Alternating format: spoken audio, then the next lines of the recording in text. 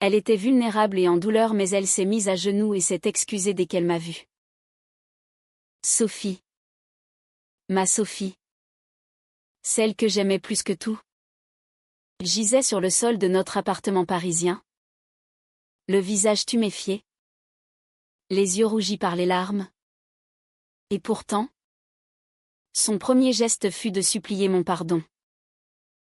Ce qui s'était passé cette nuit-là allait briser nos vies à jamais, nous forçant à affronter des vérités que nous avions fuies pendant des mois. Tout avait commencé 1 an plus tôt, dans les rues animées du Marais, à Paris. J'étais Camille, une artiste de 30 ans, libre et assumée, peignant des toiles qui capturaient l'essence des émotions humaines.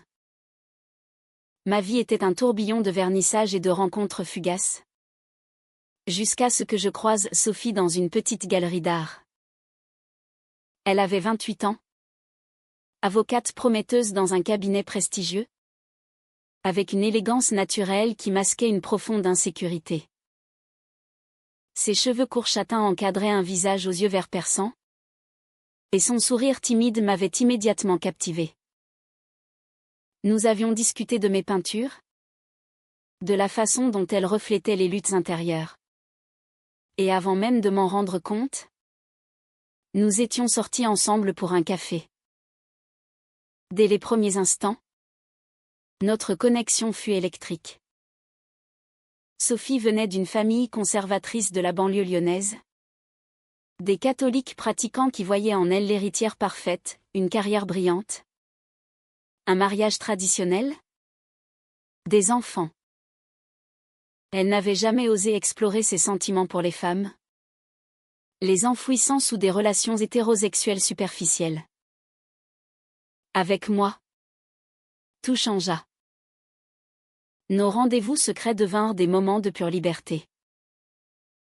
Nous nous promenions le long de la Seine, main dans la main quand personne ne regardait. Et nos conversations plongeaient dans les abysses de nos âmes. Sophie me confia ses doutes, sa peur de décevoir ses parents, et je lui offris un espace où elle pouvait être elle-même. Sans jugement. Mais les ombres planaient déjà. La société française, malgré ses airs progressistes, regorgeait de préjugés subtils. Au travail, Sophie entendait des blagues homophobes déguisées en humour. Et chez elle, sa mère ne cessait de lui présenter des amis potentiels. Notre relation devint un secret lourd à porter. Je voulais l'afficher au grand jour, organiser des dîners avec mes amis artistes. Mais Sophie paniquait à l'idée. Pas encore. Camille. Donne-moi du temps. Je cédais. Par amour. Mais chaque concession creusait un fossé en moi. J'avais déjà vécu le rejet. Quand j'avais fait mon coming out à 22 ans, mes parents m'avaient soutenu.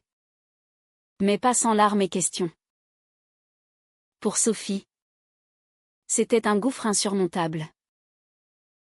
Un soir, après un vernissage réussi, je rentrais chez nous, un petit appartement cosy dans le 11e arrondissement, et trouvais Sophie en pleurs sur le canapé. Elle venait de dîner avec sa famille. Et son père avait annoncé fièrement qu'il avait arrangé un rendez-vous avec un collègue. Un bon parti. Ils ne comprendront jamais. Camille. Je ne peux pas leur dire. Ces mots me transpercèrent. Je la pris dans mes bras. Mais intérieurement, la colère montait. Combien de temps allions-nous vivre dans l'ombre? Cette nuit-là, nous fîmes l'amour avec une intensité désespérée. Comme si chaque caresse pouvait effacer les chaînes qui nous liaient. Les mois suivants furent un mélange de joie et de tension. Sophie excellait au travail, remportant un gros dossier qui la propulsa vers une promotion. Moi, je vendais mes toiles comme jamais, inspirée par notre histoire. Mais les fissures apparurent. Lors d'une fête chez des amis communs, une connaissance ivre lâcha une remarque sur ces lesbiennes qui se cachent. Sophie blêmit et quitta la soirée précipitamment. Je la suivis.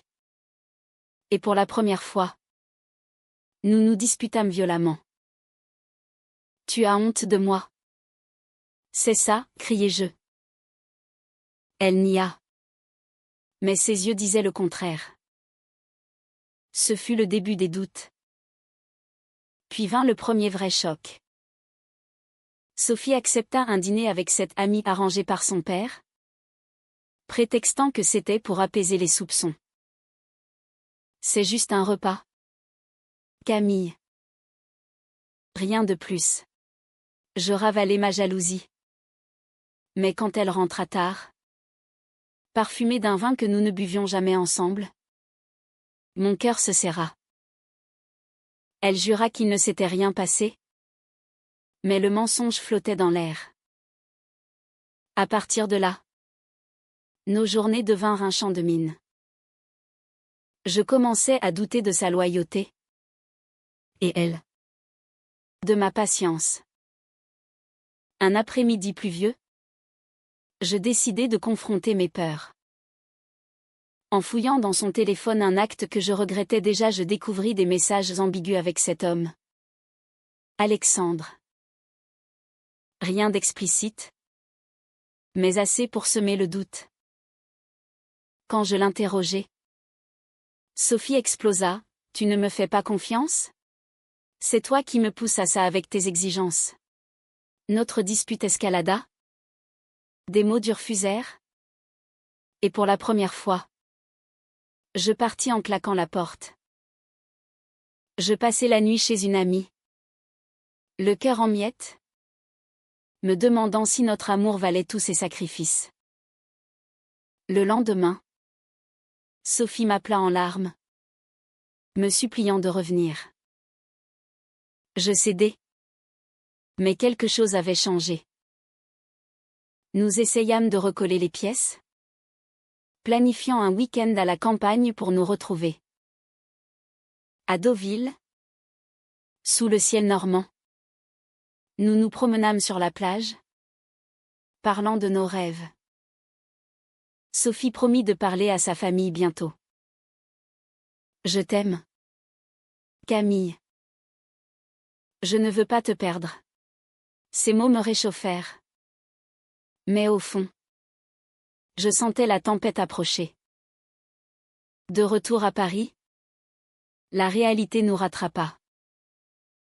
Le cabinet de Sophie organisa une soirée mondaine, et elle insista pour y aller seule. C'est professionnel, chérie. J'acquiesçai. Mais le doute persistait. Cette nuit-là, tandis qu'elle était absente, je reçus un appel anonyme, une voix féminine. Une collègue peut-être, me murmura que Sophie était vue avec Alexandre plus souvent qu'elle ne l'admettait. Mon monde s'effondra. Je passai la soirée à arpenter l'appartement, imaginant le pire. Quand Sophie rentra, je l'attendais. Qui est Alexandre pour toi? Vraiment, demandai-je calmement. Elle pâlit. Bafouilla. Puis avoua, ils s'étaient embrassés une fois. Lors d'un dîner. C'était une erreur? Camille. J'étais confuse. Pressée par ma famille. Ses excuses sonnaient creux. La trahison me frappa comme un coup de poignard.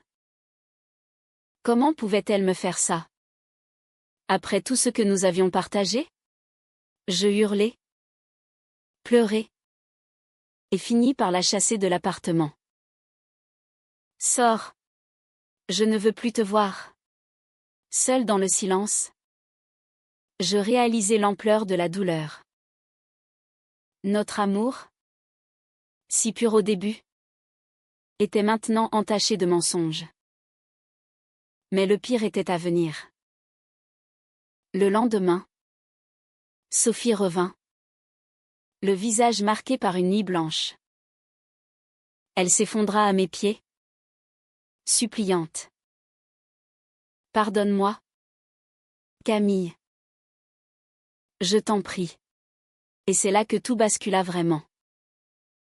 Sophie à genoux devant moi, les yeux implorants, marqua le début d'une spirale infernale. Au lieu de la relever, je la laissai là. Mon cœur durci par la trahison. Comment as-tu pu, murmurai-je, la voix tremblante. Elle pleura, expliquant que la pression familiale l'avait poussée à cet acte stupide, qu'elle regrettait tout. Mais mes mots suivants la brisèrent, c'est fini. Sophie. Je ne peux plus. Elle partit en sanglots. Et je restai seule, regrettant déjà ma dureté. Ce choix, dicté par la douleur, allait nous coûter cher à toutes les deux. Les jours suivants furent un tourment. Je me plongeai dans mon art, peignant des toiles sombres qui reflétaient mon chaos intérieur. Sophie m'appelait sans cesse, laissant des messages déchirants. Je t'aime, Camille. Laisse-moi une chance de m'expliquer. Je les ignorais, mais chaque silence me rongeait. Mes amis me conseillaient de tourner la page, arguant que Sophie n'était pas prête pour une relation assumée. Tu mérites quelqu'un qui t'affiche fièrement, disait-il. Pourtant, au fond de moi, je savais que son combat était réel. Venant d'une famille où l'homosexualité était vue comme un péché, elle luttait contre des années de conditionnement. De son côté, Sophie sombra. Au travail, elle commit des erreurs inhabituelles, manquant des deadlines cruciales. Son patron, un homme rigide, la convoqua pour un avertissement. Vous semblez distraite, mademoiselle Laurent. Est-ce personnel? Elle nia. Mais la vérité la consumait. Chez ses parents, lors d'un déjeuner dominical à Lyon, elle évita les questions sur sa vie amoureuse. Sa mère, une femme pieuse, insista, Alexandre t'apprécie beaucoup. Pourquoi ne lui donnes-tu pas une chance? Sophie sourit faiblement. Mais intérieurement, elle hurlait. Comment expliquer que son cœur appartenait à une femme? Un soir, n'y tenant plus, Sophie se confia à sa sœur aînée, Marie, la seule personne en qui elle avait une once de confiance. Assise dans un café lyonnais, elle murmura, je suis amoureuse d'une femme. Marie. Camille. Sa sœur blêmit, puis posa une main sur la sienne. Je m'en doutais un peu. Mais papa et maman, ils ne l'accepteront jamais. Les larmes coulèrent. Marie promit de garder le secret, mais conseilla la prudence. Ne précipite rien. Pense à ta carrière, à ton avenir. Ces mots renforcèrent les doutes de Sophie. Était-ce égoïste de poursuivre cette relation au risque de tout perdre? Pendant ce temps, je tentais de me reconstruire. J'acceptais une exposition à Bordeaux, espérant que la distance m'aiderait. Là-bas, je rencontrai une autre artiste, Élise, ouverte et charismatique. Nous discutâmes tard dans la nuit, et pour la première fois depuis Sophie, je sentis une étincelle. Élise m'embrassa, et je ne la repoussai pas immédiatement. Mais le lendemain, la culpabilité m'envahit. Était-ce de la vengeance? Rentré à Paris, je bloquai le numéro de Sophie, déterminée à avancer. Pourtant, mes nuits étaient hantées par des souvenirs d'elle. Le destin nous rattrapa lors d'une manifestation pour les droits LGBT à Paris. J'y participais avec mes amis, brandissant des pancartes pour l'égalité.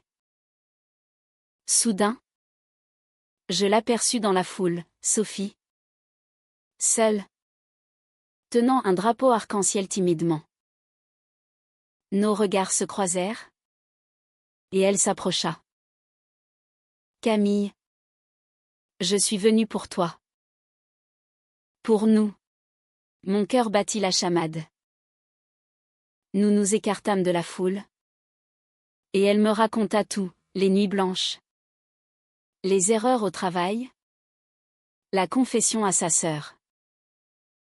J'ai réalisé que sans toi, rien n'a de sens. Émue, je la serrai dans mes bras. Peut-être pouvions-nous recommencer. Mais la réconciliation fut fragile. Sophie promit de s'assumer davantage. Mais quand je suggérai de rencontrer mes amis ensemble, elle hésita. Bientôt, Camille. La frustration revint. Puis, un appel de sa mère changea tout. Ton père est malade? Sophie. Un problème cardiaque. Viens vite. Elle partit pour Lyon, me laissant seule avec mes doutes. Là-bas, face à la vulnérabilité de son père, Sophie craqua. Il la prit à part. Ma fille, je veux te voir heureuse. Avec un bon mari. Des enfants. Ces mots la dévastèrent. Pour apaiser son père, elle accepta un nouveau rendez-vous avec Alexandre, se convainquant que c'était temporaire. Quand elle me l'avoua par téléphone, ma rage explosa. Tu recommences? Après tout ça? Elle pleura, c'est pour papa. Il est faible. Je raccrochai, blessé au plus profond. Cette fois, la trahison semblait définitive. Je décidai de contre-attaquer, j'appelai Marie, la sœur de Sophie, que j'avais rencontrée brièvement. Aide-la à s'assumer, ou elle nous perdra toutes les deux. Marie fut choquée, mais promit d'essayer. Pourtant, le mal était fait.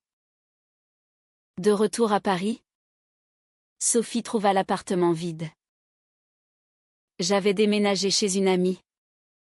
Laissant une note, je ne peux plus attendre. Adieu. Elle s'effondra, réalisant le prix de ses hésitations. Au travail, les erreurs s'accumulèrent, et elle fut mise en probation. Sa famille, sentant son trouble, pressa davantage. Alexandre est parfait pour toi, insistait sa mère. Sophie, perdue, accepta une sortie avec lui. Mais son cœur n'y était pas. Lors du dîner, il l'embrassa, et elle le laissa faire, engourdie par le désespoir. Le lendemain, rongée par la culpabilité, elle vint me trouver chez mon amie. Je refusai de la voir, mais elle força la porte. Camille, écoute-moi, cria-t-elle. La confrontation fut explosive. Je lui jetai au visage tous mes reproches, la cachotterie, les mensonges, la trahison.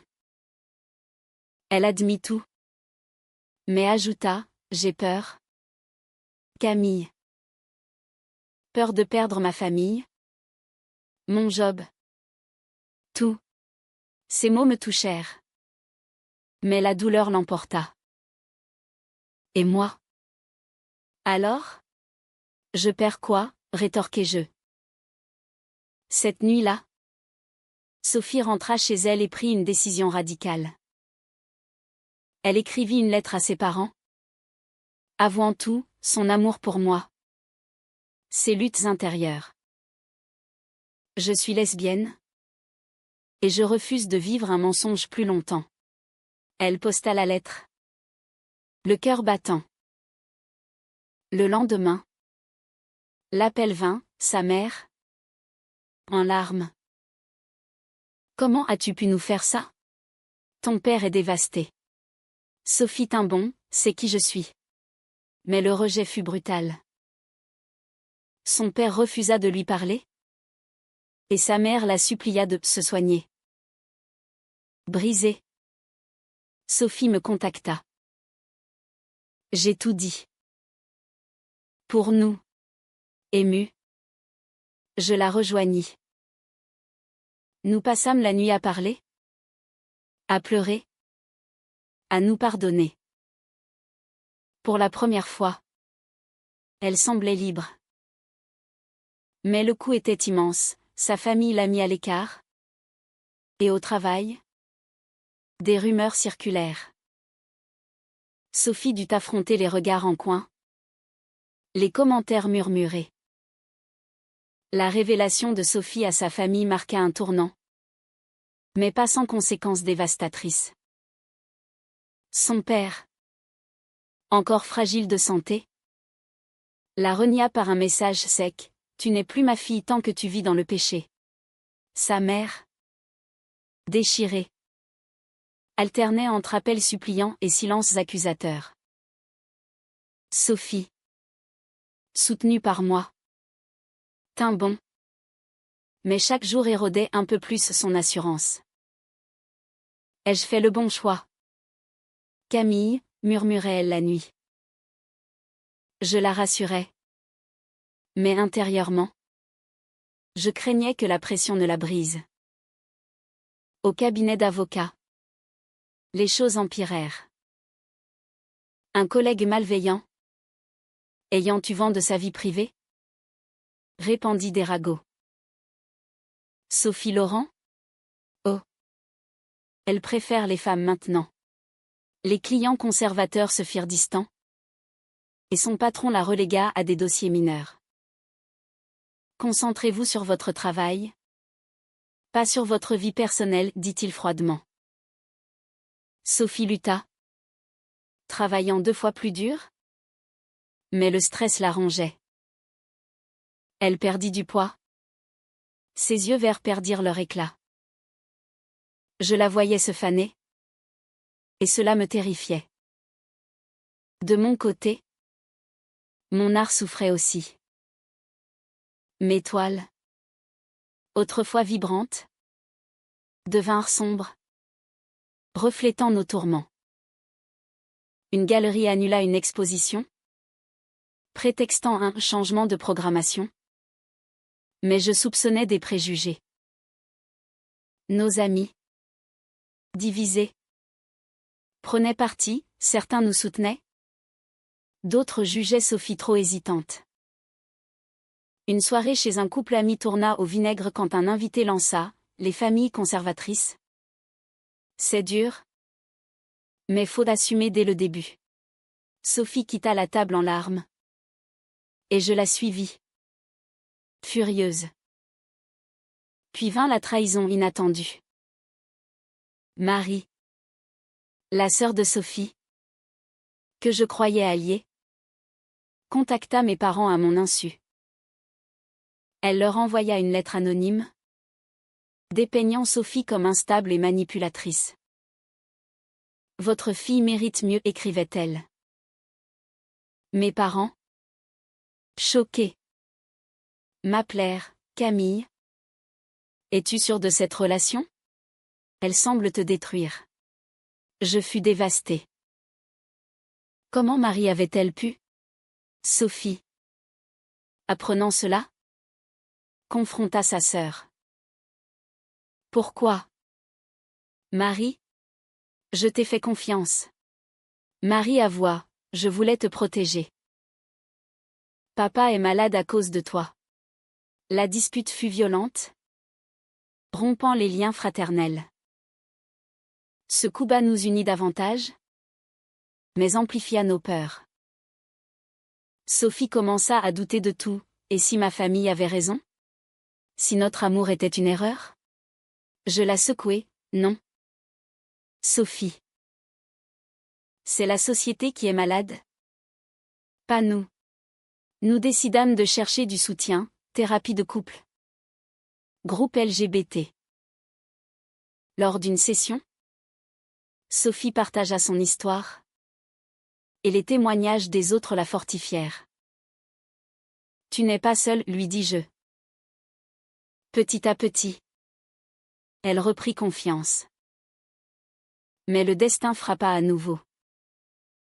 Alexandre, l'ex-ami arrangé, réapparut. Il contacta Sophie pour un café amical.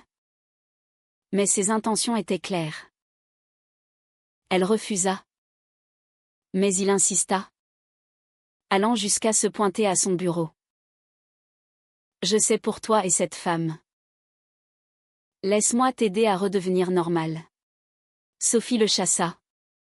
Outrée. Mais l'incident alimenta les rumeurs. Son patron, informé, la convoqua. Votre vie privée affecte le cabinet. Prenez un congé. Humiliée, Sophie accepta, se sentant piégée. Pendant son congé, nous partîmes pour la Provence, espérant un répit. Dans les champs de lavande, nous nous reconnectâmes. Sophie me promit, je vais me battre pour nous. Mais au retour, une nouvelle bombe, son père hospitalisé après une crise cardiaque. Sa mère accusa, c'est ta faute?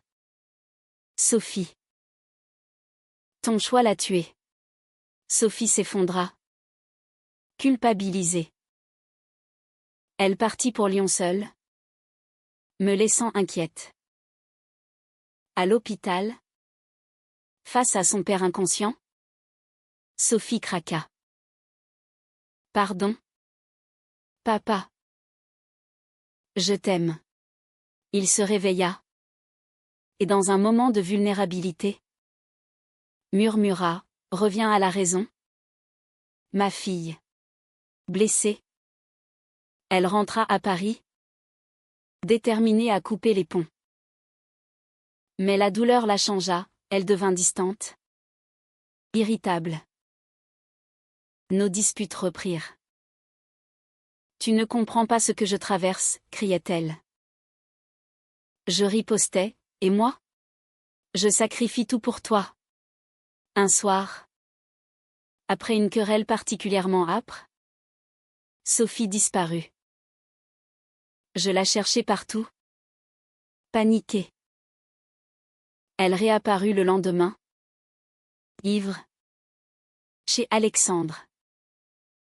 J'ai besoin d'oublier, avoua-t-elle plus tard. Rien ne s'était passé physiquement. Mais l'émotionnel était brisé. Je fus dévastée, une nouvelle trahison. Pourquoi? Sophie. Après tout ça? Elle pleura, je suis perdue. La société me rejette. Ma famille me hait. Peut-être que je ne suis pas faite pour ça. Cette fois, je ne pardonnais pas facilement.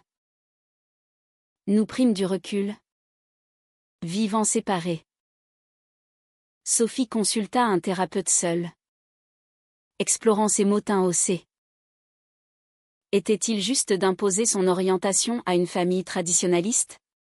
Devait-elle sacrifier son bonheur pour leur paix?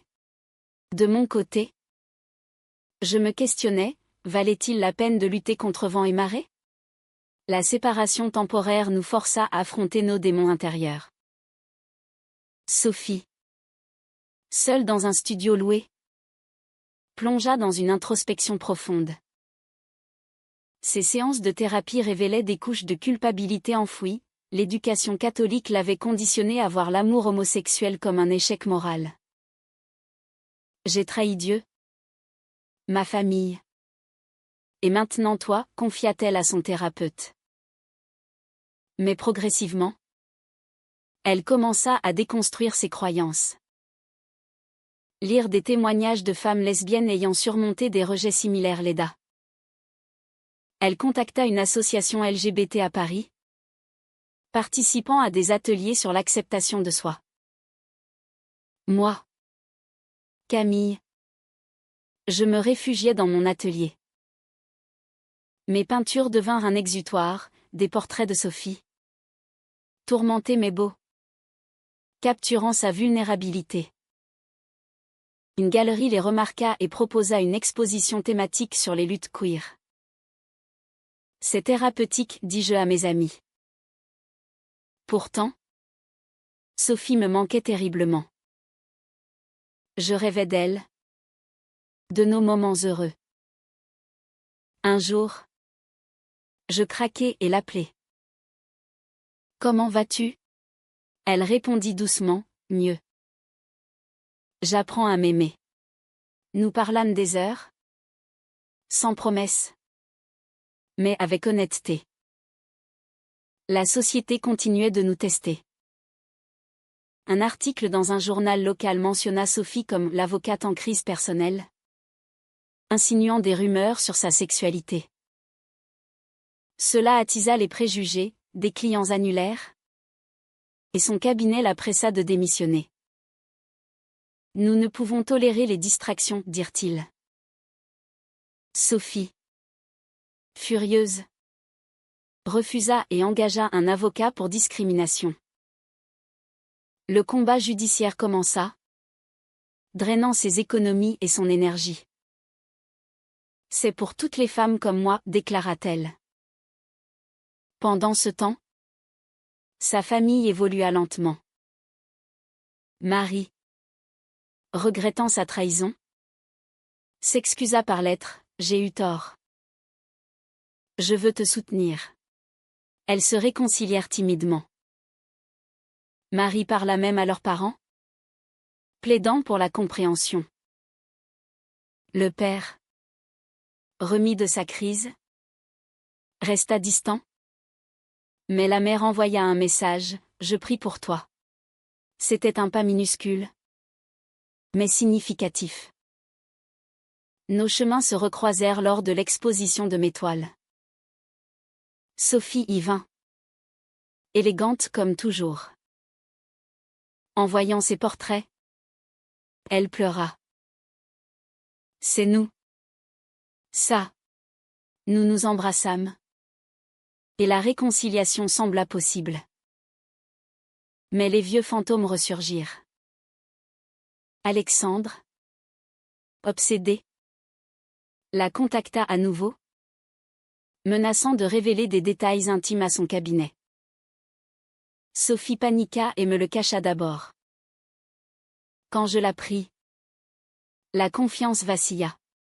« Pourquoi ne me l'as-tu pas dit ?» demandai-je. Elle avoua, « J'avais peur de te perdre encore. » Nous décidâmes d'affronter cela ensemble. Sophie porta plainte pour harcèlement. Et je témoignai. Le processus fut épuisant, exposant notre relation au public. Des médias s'emparèrent de l'histoire, avocate lesbienne contre harcèlement. Les soutiens affluèrent, mais aussi les haineux. Des commentaires en ligne nous attaquèrent, retournés dans le placard. Sophie tint bon. Mais le toll émotionnel fut immense. Au milieu de ce chaos, un événement inattendu, le père de Sophie l'appela. « J'ai vu les nouvelles. »« Es-tu heureuse ?» murmura-t-il. Elle répondit honnêtement, « Oui. » Avec Camille. Un silence. Puis, viens dîner.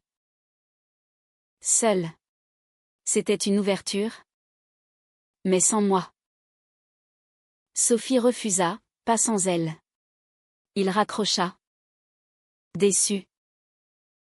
Ce rejet raviva ses doutes moraux, devait-elle insister?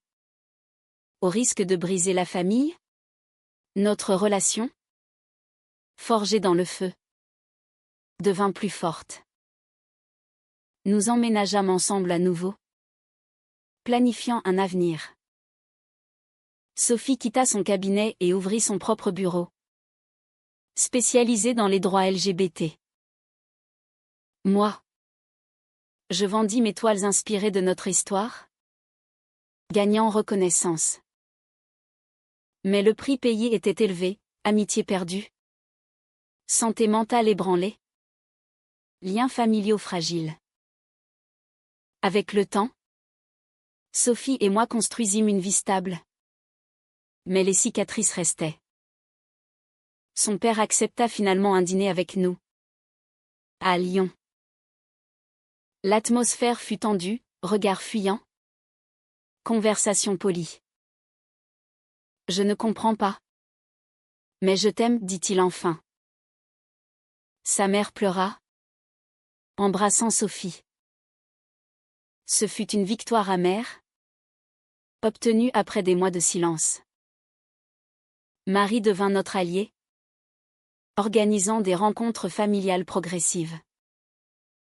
Pourtant, les préjugés sociétaux persistaient, au travail. Sophie affrontait encore des clients réticents. Et moi, des critiques sur mes thèmes trop militants. Un jour, Alexandre fut condamné pour harcèlement. Une justice bienvenue. Mais cela raviva des traumas. Sophie eut des crises d'anxiété. Se questionnant, ai-je tout sacrifié pour rien? Je la soutenais. Mais nos disputes occasionnelles montraient que la guérison était lente. Nous participâmes à des conférences LGBT, partageant notre histoire pour inspirer d'autres. L'amour vaut les combats, disions-nous.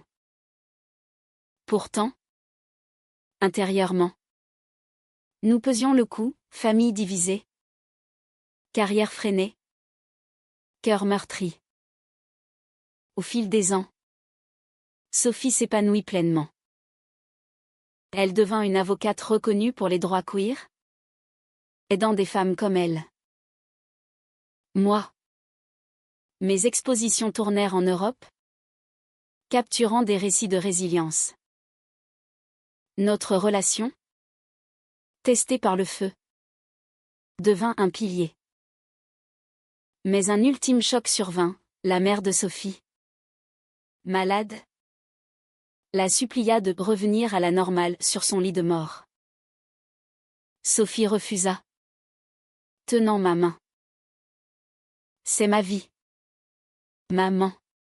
La perte fut dévastatrice, amplifiant les motins haussés. Aujourd'hui, nous vivons à Paris, forte mais marquée. Les choix de Sophie trahir, se cacher, puis s'assumer nous ont coûté cher, mais nous ont libérés. Était-ce juste de prioriser notre amour sur la paix familiale? La société a-t-elle le droit de juger nos cœurs? Ces questions hantent encore nos nuits. Et vous, lecteur, pensez-vous que Sophie a eu raison de tout risquer pour son amour? Ou aurait-elle dû se conformer aux attentes sociétales pour éviter tant de souffrances?